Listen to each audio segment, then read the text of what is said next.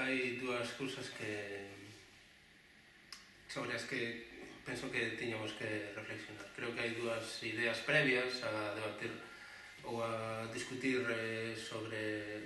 un convenio en concreto que creo que son as ideas principais sobre as que deberíamos debatir de maneira inicial. Primeiro, penso que deberíamos empezar a mudar a perspectiva, empezar a cambiar a concepción que temos nós en relación co Ministerio de Defensa e coa Administración Estatal e as implicacións que ten para a nosa cidade. Esa é unha cuestión fundamental. Digo isto porque, máis aló de que poda haber erros de carácter administrativo no proceso de elaboración do convenio, a falla de documentación ou que as tasacións poidan ser máis ou menos reais, penso que eso si son deficiencias que podemos empregar para iniciar procesos de anulación administrativa, pero penso que o problema está en ter unha concepción do problema desde outro punto de vista, e creo que ese punto de vista debe facerse desde unha perspectiva un pouco máis ampla, un pouco máis global. Comentaba María que esta cuestión, a cuestión do convenio co Ministerio de Defensa se inicia no ano 2001 cun plan xeral e co posterior convenio do ano 2004. Na realidade é que hai un convenio inicial no ano 1990 no que xa se recolle o feito de desenvolver un proceso para que as propiedades que son desafectadas nesta cidade pasen a propiedade municipal. É dicir, estamos a falar de un problema que si nos remontamos ao ano 1990 ten preto de 30 anos e que para esta cidade é un problema moi importante. Digo que é un problema moi importante porque a visión que debemos ter sobre el debe ser un pouco máis ampla. En esta cidade o Ministerio de Defensa non só ten a capacidade de cobrarnos e de exixirnos unha contraprestación económica por propiedades que deberían revertir de maneira gratuita, porque o feito de que sexan no momento actual propiedade do Ministerio de Defensa é porque a maneira en que o Estado se fixo con elas foi unha maneira bastante cuestionable, moitas veces por supostas donacións que de donacións non tiñan nada, sino máis ben usurpacións, pero non só os beneficios dos que dispón o Ministerio de Defensa nesta cidade se limitan a este feito, sino que o Ministerio de Defensa ten nesta cidade outros privilexios que se lle suman a do que hoxe estamos a falar. En concreto, por exemplo, ten un convenio polo cal o Ministerio de Defensa recibe un abastecemento gratuito de suministro de auga potable nas súas propiedades. Un convenio que, ademais, obrigaría a que en determinadas propiedades que están desafectadas o Concello poidera instalar un contador para controlar a auga que ali se consume e, aínda así, o Ministerio de Defensa se nega a pagar as facturas que o Concello lle emite a través da empresa Emafesa porque considera que non ten que pagar por elas. Ademais de ese, ten un convenio polo cal, ou un acordo polo cal, ten reservas de plazas nos colexios que existen nesta cidade, en determinados colexios, que lle dan prioridade por encima de decretos da Administración Autonómica. É dicir, un acordo do Ministerio de Defensa con esta administración, coa administración local, no momento actual, está por riba de decretos, é dicir, de legislación de carácter autonómico. E neste contexto, pois temos este tipo de convenios, como este último do ano 2015, que creo que, como digo, antes de valorar as implicacións que ten en concreto, deberíamos empezar, como digo, a mudar a perspectiva. Primeiro, porque estes convenios xurxen dunha idea. E da idea de que esta cidade precisa de máis solo, precisa de máis propiedades para desenvolver as súas actividades de carácter público ou de carácter privado. E penso que é obvio que no momento actual para o Concello de Ferrol é inasumible poder darlle uso ás propiedades que xa ten no momento actual como para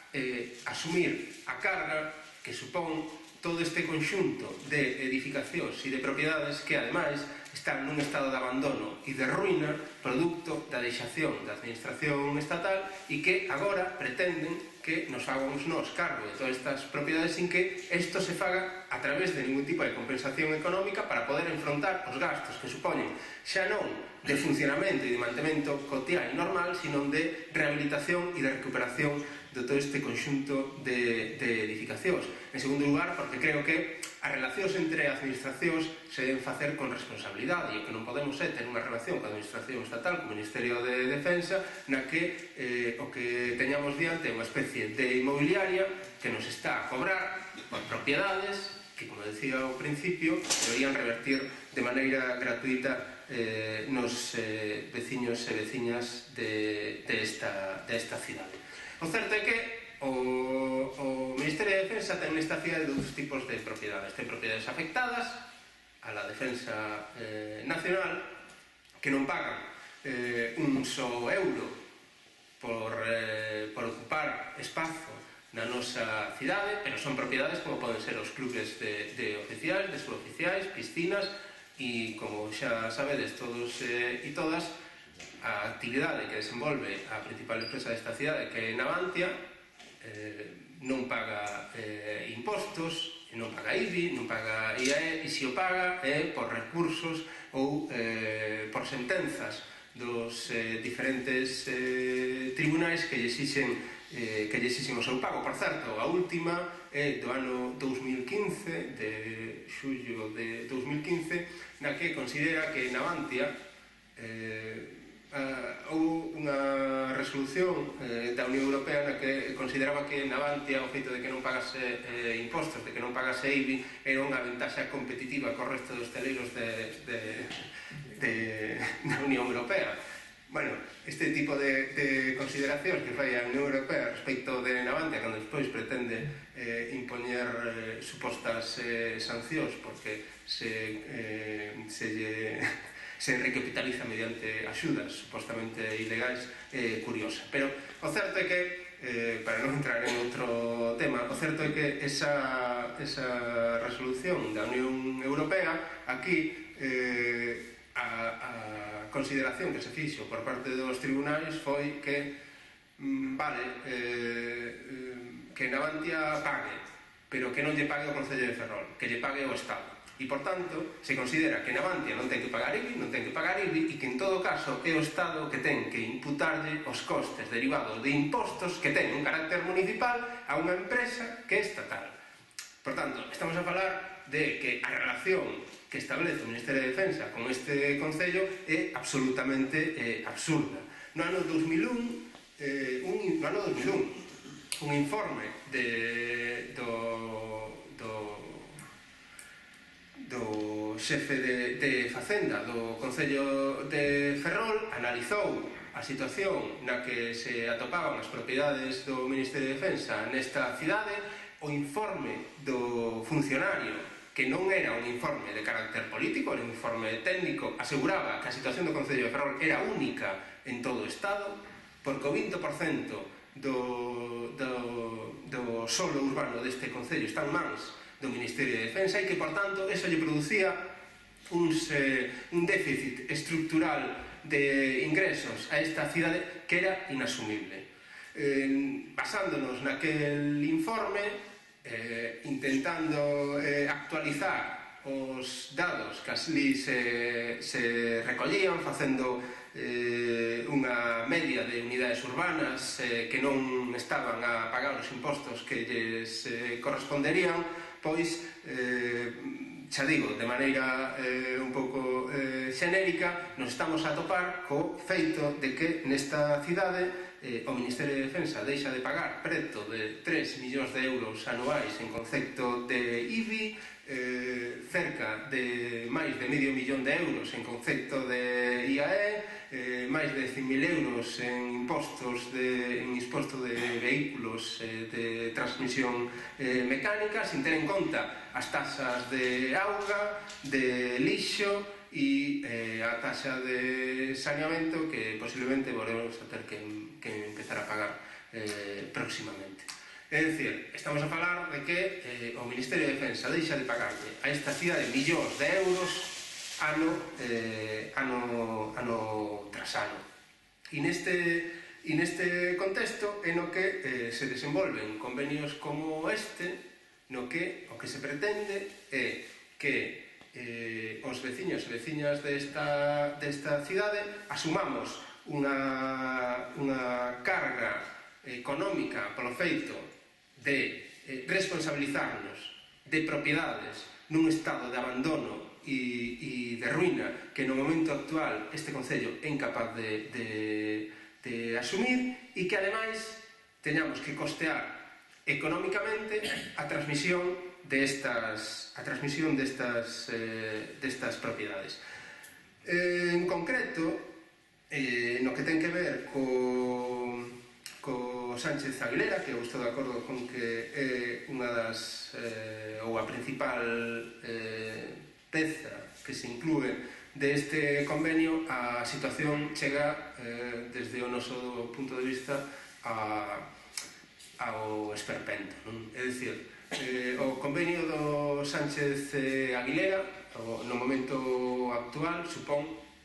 que ao Ministerio de Defensa hai que compensarlle coa construción ou coa posibilidade, coa edificabilidade que lle correspondería para a construción dunha grande área comercial, un centro comercial no corazón da cidade, coa posibilidade de construir 480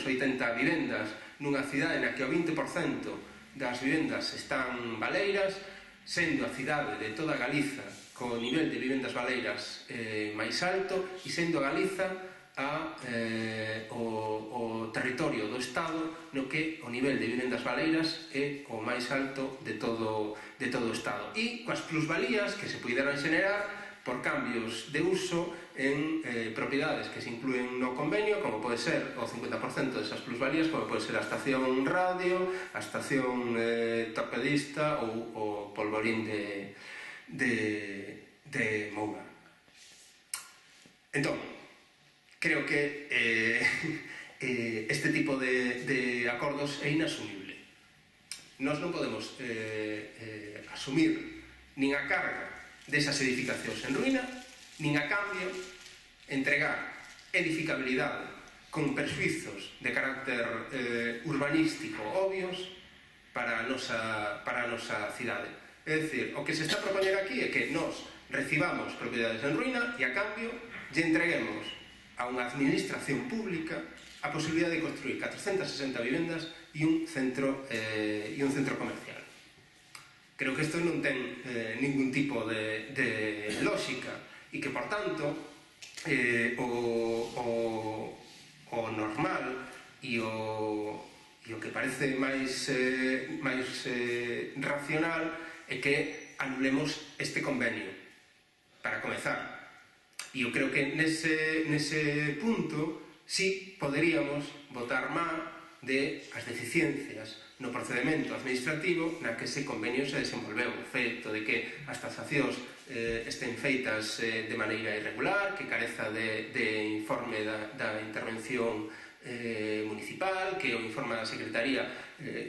Secretaría sexa cando menos ambiguo. Estamos de acordo en que creo que eso debería ser o instrumento que poderíamos comezar a empregar ou poderíamos empregar para solicitar a nulidade dese convenio. Penso que non sería preciso, porque nese convenio hai unha cláusula que recolle que se a reparcelación do Sánchez Aguilera non se fai nos 12 meses posteriores á asinatura dese acordo, o convenio quedaría anulado. É dicir, no momento actual non temos convenio. O que temos é unha asignatura previa que fixo o anterior alcalde, unha asignatura, por certo, moi curiosa, na que, basicamente, se reuniu co responsable do Ministerio de Defensa, acordaron un texto que é o que se recolle no convenio, e entregamos 140.000 euros, e a cambio o Ministerio de Defensa nos entregou algo moi curioso, e é que nos dixo: ben, a partir de agora vostede se fai responsable de todos os problemas que se poidan xenerar dentro do cuartel do Sánchez Aguilera, e ademais deixamos de pagar impostos. Isto de que deixamos de pagar impostos tampouco é así, porque a verdade é que nunca os pagaron, a pesar de propiedades desafectadas, de que son propiedades desafectadas. E isto é importante porque a legislación estatal a que se recurre para que Navantia, por exemplo, non pague IBI, non pague ningún tipo de impostos, se basea en que estas propiedades están afectas á defensa do Estado, pero aquelas propiedades que están desafectadas non están suxeitas a este artigo da legislación de facendas locais. E, por tanto, o espazo que se inclúe dentro do cuartel do Sánchez Aguilera debería pagar impostos. E, ademais, se ese convenio non está vixente, as cláusulas que se recollen nese convenio tampouco deberían estar. Porque, como ben se recolle nese convenio, o convenio só se fará efectivo no momento en que se aprobe esa reparcelación. Esa reparcelación non se ten producido e, por tanto, pola nosa parte, consideramos que ese convenio non ten validez. En todo caso, creo que é importante que partamos dese obxectivo, de que non podemos asumir un convenio perxudicial económicamente para a nosa cidade, perxudicial urbanísticamente para a nosa cidade e que nos hipoteca para as seguintes décadas. A segunda cuestión, que creo que é consecuencia da primeira e tamén importante, é que creo que deberíamos solicitarlle ao Ministerio de Defensa que nos devolva os 140.000 euros que lle entregamos no ano 2015. Estamos a falar dunha administración pública. Si consideramos que as relacións que temos que manter con administracións se deben facer en base aos principios de lealdade, o lóxico é que se este convenio non se executa, non ten un fin que dé cumprimento aos acordos que ali se regulan, estando de acordo ou non, os 640.000 euros se lle devolvan aos veciños e veciñas desta cidade. A terceira cuestión, e creo que tamén é importante e que deberíamos abordar tamén de maneira inmediata, é que temos que modificar o plan especial do Sánchez Aguilera. O actual plan especial do Sánchez Aguilera, comentaba María na súa anterior intervención, é inasumible para esta cidade, é absurdo. Decíamos antes, 460 vivendas máis, nunha cidade con un 20% de vivendas baleiras e un gran contentor comercial nunha situación na que o comercio local agoniza. O plan especial do Sánchez Aguilera é inasumible e, por tanto, deberíamos anulalo e iniciar un proceso diferente. Desde o Bloque Nacionalista Galego pensamos que a perspectiva debería pasar pola recuperación e a rehabilitación das edificacións que ali existen. Pero ese sería outro debate, porque é moi curioso tamén que o plan especial do Sánchez Aguilera considera que as edificacións que hai que rehabilitar, que son o pabillón de entrada e 3 pabillóns que supostamente se iban destinar á residencia universitaria, son as que teñen que ter uso público. O resto podemos uso público vinculado á administración local. O resto se pode demoler, que non ten ningún problema. Cando o que ten valor no conxunto do Sánchez Aguilera non é unha edificación en particular, que tampouco que sean pabillóns con unha calidade arquitectónica sorprendente, o que ten valor é o conxunto das edificacións e a estrutura urbana que ali existe, si o queremos dar. Por eso digo que este sería un debate posterior, pero que sí que é evidente é que a actual situación na que se propón a construción de 460 vivendas e un contentor comercial que supera os 27 metros de altura é inasumible. A cuarta cuestión que creo que é importante é que deberíamos demandarlle ao Ministerio de Defensa que pague os impostos que ten que pagar, que ten obriga de pagar en propiedades, xa digo, que no momento actual están desafectadas. As do Sánchez Aguilera son unhas delas, pero non son as únicas que no momento actual nesta cidade están desafectadas e que non pagan IBI, que non pagan IAE, que non pagan taxas de lixo, que non pagan agua, a pesar de que non teñen peor servizo de abastecemento de auga que temos nós nas nosas casas, a pesar de que non teñen peor alumeado público que temos nós nas nosas casas, e a pesar de que teñen servizo de lixo a mesma maneira que temos nós. Pois ben, todas estas propiedades non pagan ningún tipo destes servizos. A quinta cuestión que deberíamos cando menos iniciar o seu proceso é solicitar do Ministerio de Defensa unha compensación económica pola ocupación de máis do 20% do solo urbano deste concello. Esta cidade non pode ter viabilidade económica se non resolvemos este problema. E este é un dos tabús que existen nesta cidade e que parece que seguimos sin querer desmontar, a pesar de que creo que hai poucas persoas nesta cidade que non sexa consciente do problema e do que significa isto. E por último,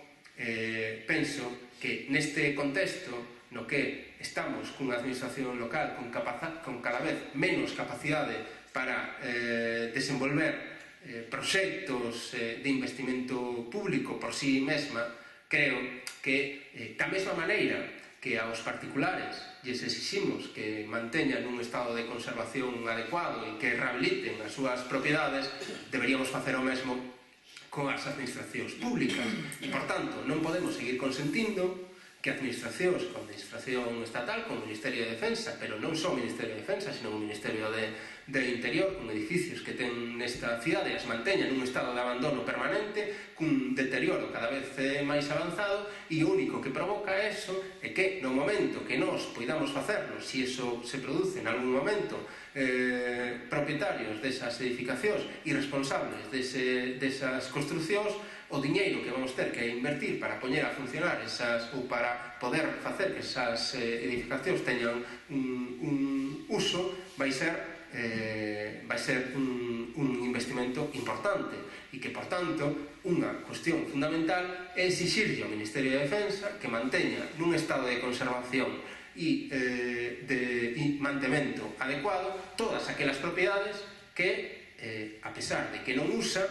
siguen estando da súa man e que ademais non nos quere entregar de maneira gratuita, porque esta é outra das problemáticas que creo que deberíamos abordar dunha vez, dunha maneira clara e contundente, e que é absurdo o feito de que existan legislacións como estas que ninguén máis aló do que propón o Bloque Nacionalista Galego e que ten feito a través de iniciativas políticas no Congreso dos Deputados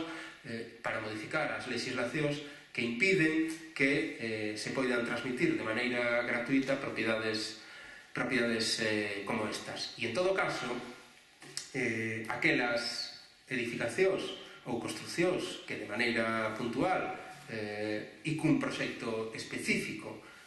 poidamos ter necesidade nesta cidade ou teñan viabilidade a curto prazo, deberíamos establecer acordos de carácter puntual, pero seguir facéndonos cárgonos de todo o morto que supón propiedades en este estado e que ademais paguemos por elas, eu penso que é inasumible.